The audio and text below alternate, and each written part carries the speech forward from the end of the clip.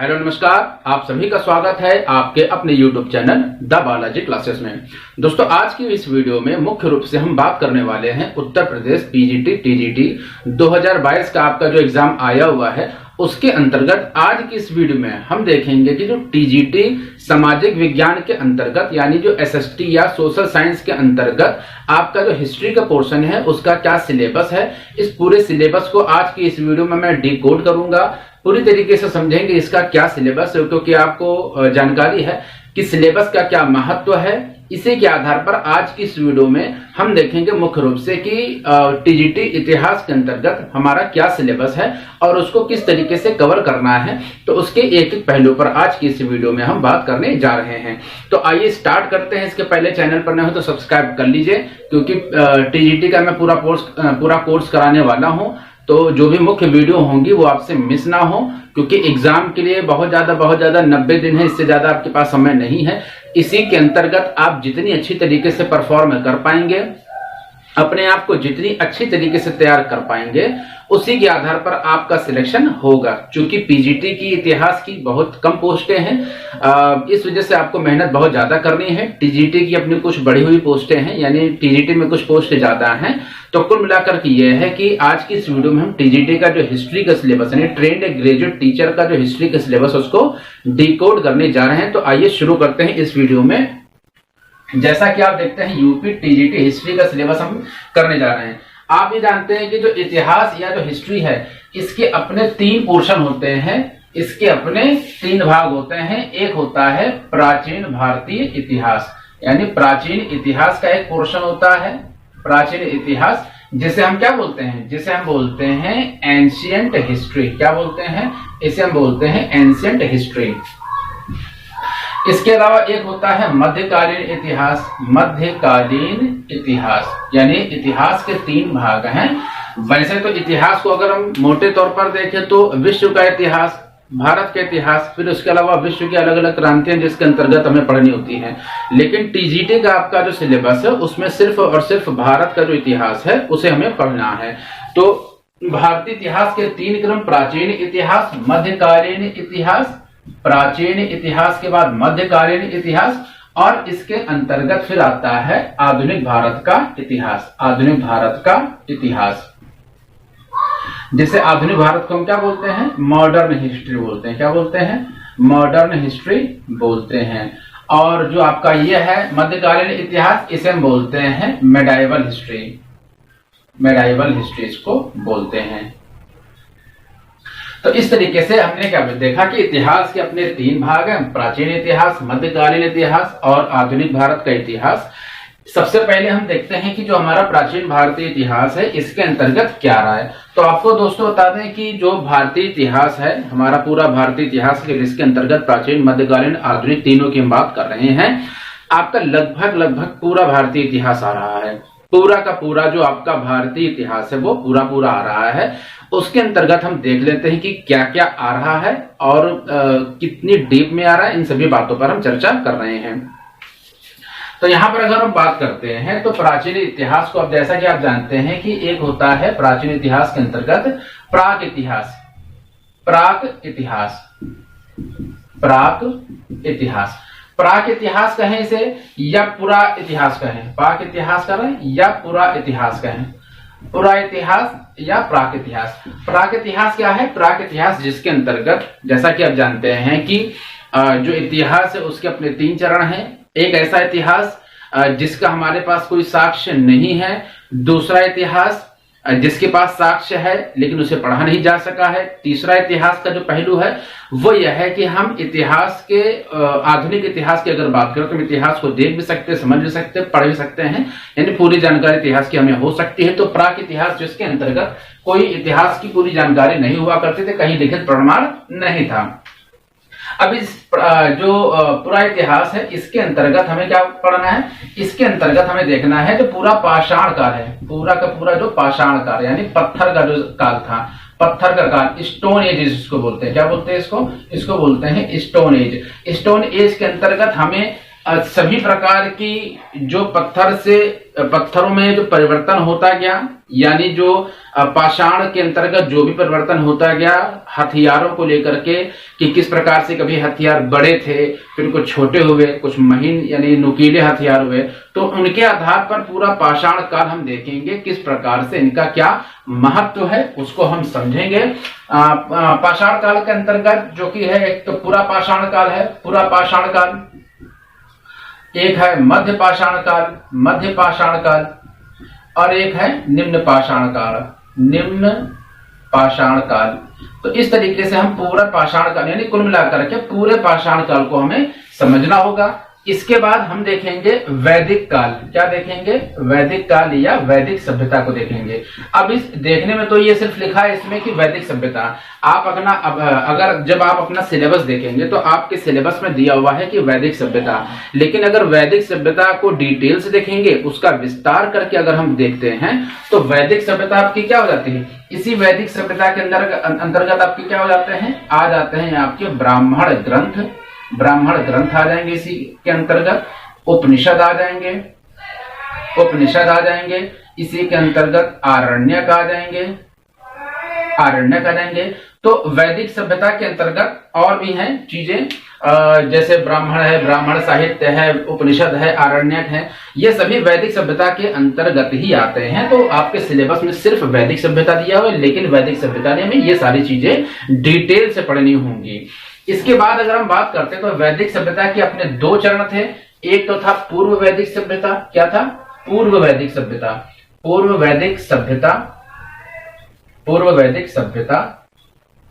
और एक दिया हुआ है आपका उत्तर वैदिक सभ्यता, जिसे हम पोस्ट वैदिक पीरियड कह सकते हैं। पोस्ट वैदिक पीरियड इंग्लिश में कहते हैं पोस्ट वैदिक पीरियड। तो उत्तर वैदिक सभ्यता, इसके अंतर्गत हमें पूर्व वैदिक सभ्यता का क्या समय है, कब से कब तक लेकर के पूर्व वैदिक सभ्यता की शुरुआत मानी जाती है, उत्तर वैदिक काल की सभ्यता है उसकी क्या शुरुआत मानी जाती है। तो यहाँ पर जैसे पूर्व वैदिक सभ्यता है, इसको हम मान करके चलते हैं कि 1500 ईसा पूर्व से लेकर के 1000 ईसा पूर्व तक का जो समय था वो था पूर्व वैदिक सभ्यता, और 1000 से लेकर के 600 ईसा पूर्व तक का जो समय था उसे हम बोलते हैं उत्तर वैदिक सभ्यता। उसके बाद महाजनपद काल शुरू हो जाता है। कुछ इसकी वीडियोस मैंने बनाकर रखी हुई हैं, आप उसको भी जाकर के पढ़ सकते हैं। बहुत डिटेल्स मैंने बताया हुआ है। तो यहाँ पर पूर्व वैदिक सभ्यता और उत्तर वैदिक सभ्यता हमने देख लिया कि वैदिक सभ्यता के अंतर्गत इतना सारा आता है। इसके अलावा हम देखेंगे इसमें क्या, हम देखेंगे आगे चल करके वैदिक सभ्यता के अलावा मौर्यकालीन जो भी सभ्यता है, मौर्यकालीन वंश या मौर्यकालीन का हम जो समय देखेंगे, मौर्यकालीन का अब समय देखेंगे। आपके सिलेबस में दिया हुआ है मौर्यकालीन समय। अब कहने को तो मौर्यकालीन समय है, लेकिन मौर्यकाल क्या है? मौर्यकाल के अंतर्गत हम देखेंगे कि मौर्यकाल की स्थापना कैसे हुई, किस प्रकार से जो चाणक्य हैं उनका संबंध रहा चंद्रगुप्त मौर्य से, या चाणक्य के या जो कुछ वंश थे जिनका मगध पर अपना एक क्रम रहा, जैसे हर्यक वंश है, शिशुनाग वंश है, उसके बाद नंद वंश है, जिसको समाप्त करके मौर्य वंश की स्थापना हुई। तो उस पूरे समय को समझेंगे, क्योंकि इतिहास में अगर हम लिंक करते हुए पीछे से जोड़ते हुए नहीं आएंगे तो आगे की बातें हमें समझ में कम आएंगी। तो पूरा वो समय देखेंगे। इसके बाद हम देखेंगे जब हमारा जो मौर्य वंश है तो उसके अंतर्गत हम देखेंगे कि किस प्रकार से हमारे मौर्य वंश के अंतर्गत चंद्रगुप्त मौर्य इसकी स्थापना करते हैं। उनके बाद उनका पुत्र बिंदुसार के अपने तकरीबन 100 पुत्र हैं, उनकी लड़ाइयां देखेंगे। अंततोगत हम देखेंगे कि सम्राट अशोक गद्दी पर बैठता है। सुसीम जो बिंदुसार के पुत्र थे उनके शासनकाल में कुछ विद्रोह हुए। अशोक का पूरा शासनकाल देखेंगे। अशोक के शासनकाल में हमारा जो भौतिक विस्तार है, जो साम्राज्यवादी विस्तार था, उसको देखेंगे कि हमारा जो मौर्यकालीन समय था उस समय भारत की जो भौतिक स्थिति थी, यानी उसका जो भारत का जो साम्राज्यवाद था या भारत की जो विस्तार था वो कहां से कहां तक था, इसको पूरा समझेंगे। इसके अलावा जो मुख्य रूप से जो प्रश्न बनेंगे आपके, मुख्य रूप से जहां से आपके प्रश्न ये बनेंगे वो बनेंगे कि मौर्यकालीन जो भी संस्कृति थी वो आर्थिक व्यवस्था क्या थी उस समय, धार्मिक व्यवस्था क्या थी, प्रशासनिक व्यवस्था क्या थी, प्रशासन के कुछ जो मंत्री थे उन्हें क्या कहते थे, उनके जो पदाधिकारी थे उनके क्या नाम थे, उनके क्या कार्य थे, इसको हमें पूरा देखना पड़ेगा मौर्यकालीन वंश के अंतर्गत। इसके बाद जो मौर्यकाल के बाद कुछ आएगा, गुप्त वंश आएगा, यानी गुप्त वंश आएगा। गुप्त वंश से रिलेटेड हमें देखना पड़ेगा गुप्त वंश क्या था, कहां से इसकी स्थापना हुई, पूरी चीजें हमें इसके अंतर्गत भी देखना पड़ेगा। गुप्त वंश के बाद आपका चेल या जो चोल साम्राज्य है, चेल है, चोल साम्राज्य है, इनके समय की हमें सारी विशेषताओं को पढ़ना पड़ेगा। तो इस प्रकार से हम प्राचीन इतिहास के अंतर्गत आने वाले प्रत्येक चैप्टर के प्रत्येक पहलू को हमें समझना पड़ेगा। आइए हम देखते हैं मध्यकालीन इतिहास के अंतर्गत प्राचीन इतिहास को हमने देखा, समझने की कोशिश की। चूंकि सिलेबस आपका जो लिखा हुआ है वो बहुत बड़ा है, तो सिलेबस आपका बहुत वास्ट है। इसको हम कम समय में आपको समझाने की कोशिश कर रहे हैं कि किस तरीके से आपको प्रश्नों को समझना पड़ेगा। जब आप तैयारी करें तो सिलेबस पूरा निकाल करके अपनी जो डेस्क है पढ़ने वाली वहां पर चिपका करके रखेंगे, जिससे ये होगा कि हमें ये देखना पड़ेगा कि हमें क्या पढ़ना है और उससे ज्यादा जरूरी कि हमें क्या नहीं पढ़ना है। इन सभी बातों को हमें मुख्य रूप से ध्यान में रखना होगा। आइए देखते हैं मध्यकालीन भारतीय इतिहास को कि मध्यकालीन भारतीय इतिहास के अंतर्गत हमें क्या क्या पढ़ना हो सकता है। तो मध्यकालीन भारतीय इतिहास के अंतर्गत अगर हम देखते हैं, मध्यकालीन भारतीय इतिहास के अंतर्गत अगर हम देखते हैं या मेडिवल हिस्ट्री में देखते हैं, तो यहाँ पर मुख्य रूप से हमें क्या देखना पड़ेगा। सबसे पहली चीज तो मध्यकालीन इतिहास के अंतर्गत हम देखेंगे कि किस प्रकार से जो इस्लामिक साम्राज्य का भारत में आगमन होता है, किस प्रकार से इस्लाम का भारत में आगमन होता है और उसके क्या आक्रमण रहे, भारत पे किस प्रकार से इस्लाम के आक्रमण रहे और उन सबका भारत की जो राजनीतिक सांस्कृतिक जो व्यवस्थाएं थी उस पर क्या प्रभाव पड़ा। मुख्य रूप से इसको हमें देखना पड़ेगा। इसके बाद हम ये देखेंगे कि जो दिल्ली साम्राज्य है, जो दिल्ली सल्तनत है, दिल्ली सल्तनत से संबंधित प्रत्येक हमें वंश है। दिल्ली सल्तनत के अंतर्गत आप जानते हैं कि गुलाम वंश है, कहने को दिल्ली सल्तनत लेकिन इसके अंतर्गत गुलाम वंश के अपने शासक हैं कुतुबुद्दीन ऐबक ने, जिसने गुलाम वंश की स्थापना की थी। तो गुलाम नाम इस वंश का क्यों पड़ा, क्योंकि मोहम्मद गौरी का दास था या गुलाम था कुतुबुद्दीन ऐबक, इसलिए उसी के दास होने के कारण इसने गुलाम वंश इस वंश का नाम रख दिया। तो गुलाम वंश को हमें पढ़ना पड़ेगा। दिल्ली सल्तनत के अंतर्गत हमें पढ़ना पड़ेगा खिलजी वंश है ना, अलाउद्दीन खिलजी, जलालुद्दीन खिलजी, इनको सबको पढ़ना पड़ेगा। खिलजी वंश के अलावा तुगलक वंश है, सैयद वंश है, दिल्ली सल्तनत के अंतर्गत सैयद वंश है, लोधी वंश है और लोधी वंश के बाद जो है बाबर का आगमन हो जाता है, यानी बाबर आ जाता है। बाबर क्या लेकर के आता है, बाबर लेकर के आता है मुगल वंश। बाबर क्या लेकर के आता है, बाबर लेकर के आता है मुगल वंश। यानी दिल्ली सल्तनत की समाप्ति के बाद, दिल्ली सल्तनत का जब एंड हो जाता है, दिल्ली सल्तनत को समाप्त करके यहाँ पर मुगल वंश की स्थापना हो जाती है। मुगल वंश के अंतर्गत हम क्या देखेंगे, मुगल वंश के अंतर्गत हम देखेंगे अकबर को देखेंगे, सॉरी बाबर को देखेंगे। बाबर का उसका बेटा हुमायूं का बेटा अकबर, और यहां से लेकर के हम जो है 1707 जब औरंगजेब की मृत्यु हो जाती है वहां तक पूरा हम मुगल वंश को हमें देखना। जो 1707 में जो औरंगजेब का समय था, उसी समय पर हम देखेंगे कि छत्रपति शिवाजी महाराज का पूरा जो शासन काल था और इनका क्या चरित्र था, चरित्र हम देखेंगे यहाँ पर कुछ जैसे शिवाजी महाराज का है या औरंगजेब का है, इनका भी हम चरित्र देखेंगे। तो इस प्रकार से हम पूरा क्या देखेंगे कि किस शासक का समाज में क्या योगदान था, किसका क्या चरित्र था। जैसे कि औरंगजेब है जो औरंगजेब के ही समय पर जो है वो छत्रपति शिवाजी महाराज आ जाते हैं और 1707 में जब इनकी मृत्यु हो जाती है तो उसके बाद का क्या घटनाक्रम रहा उसको हम आधुनिक भारतीय इतिहास के क्रम में देखेंगे। अब दिल्ली सल्तनत या जो मुगल वंश है, मुख्य रूप से जो मध्यकालीन इतिहास है ये इस्लाम का ही पूरा साम्राज्य रहता है मध्यकाल में। ये इस्लाम का ही प्रभाव रहता है हमारे मध्यकालीन भारतीय इतिहास के अंतर्गत। और इस समय हमें यह देखना होगा कि जो मध्यकाल के अंतर्गत मुगल साम्राज्य या दिल्ली सल्तनत है, इसकी जब स्थापना हो जाती है तो दिल्ली सल्तनत के अंतर्गत हमारी क्या सामाजिक विशेषताएं रहती है, उस समय आर्थिक विशेषताएं क्या होती हैं कि किस प्रकार से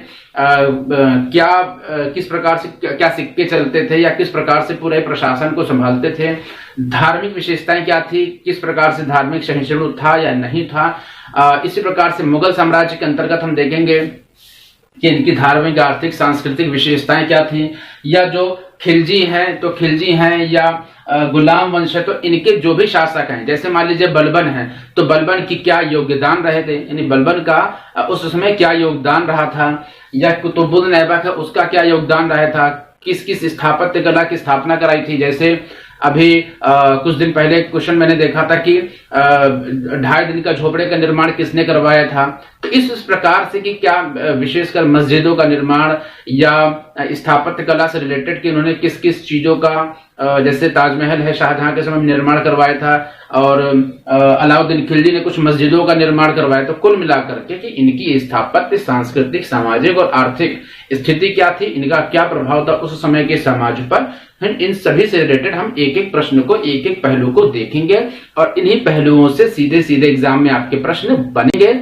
आइए हम देखते हैं आधुनिक भारतीय इतिहास को।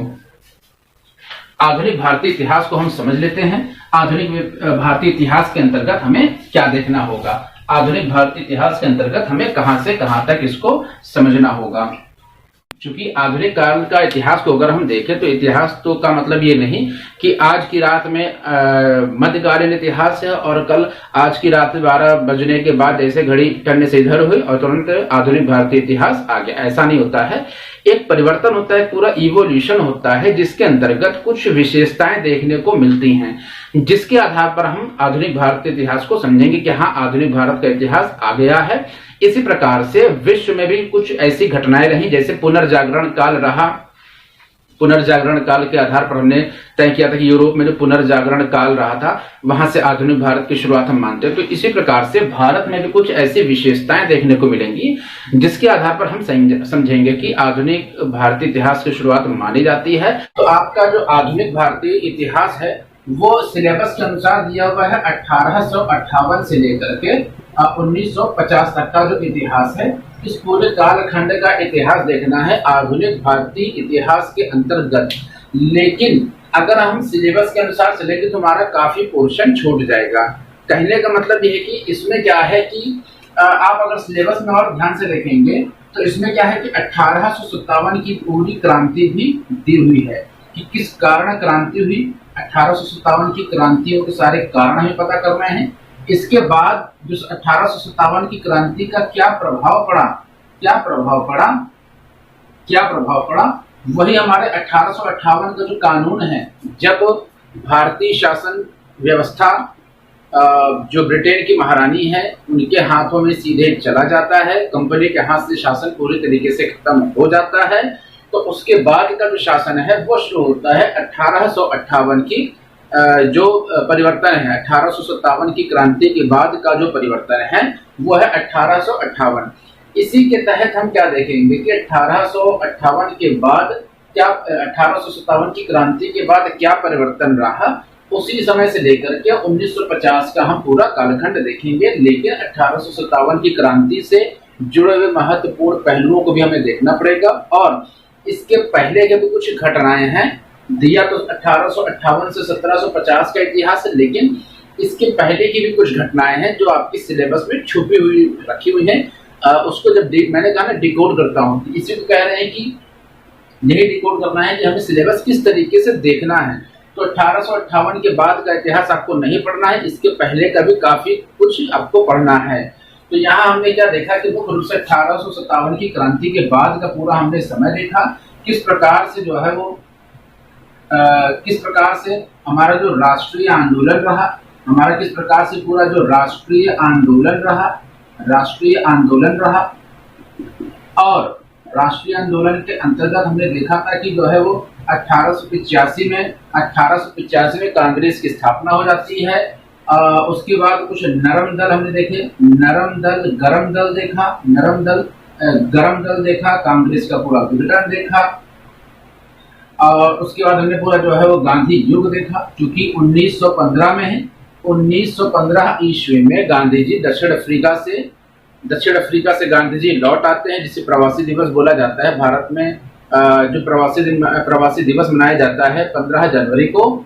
15 जनवरी 1915 को ये वापस यहाँ पर आ गए थे भारत के अंतर्गत, और यहीं पर जो गांधी युग का पूरा शुरुआत, गांधी चरण इसको कहा जाता है। और इसके अंतर्गत हम गांधी जी के क्या क्या आंदोलन रहे थे, चंपारण आंदोलन, खेड़ा आंदोलन, मजदूर मिल जो हो, अहमदाबाद मिल मजदूर आंदोलन, तो पूरे आंदोलन गांधी जी के किस प्रकार से कौन कौन से सत्याग्रह रहे, सविनय अवज्ञा, असहयोग आंदोलन, पूरे गांधी जी के आंदोलनों को हम देखेंगे। और इसी क्रम में किस प्रकार से कुछ परिवर्तन हुए जो कि संवैधानिक परिवर्तन थे,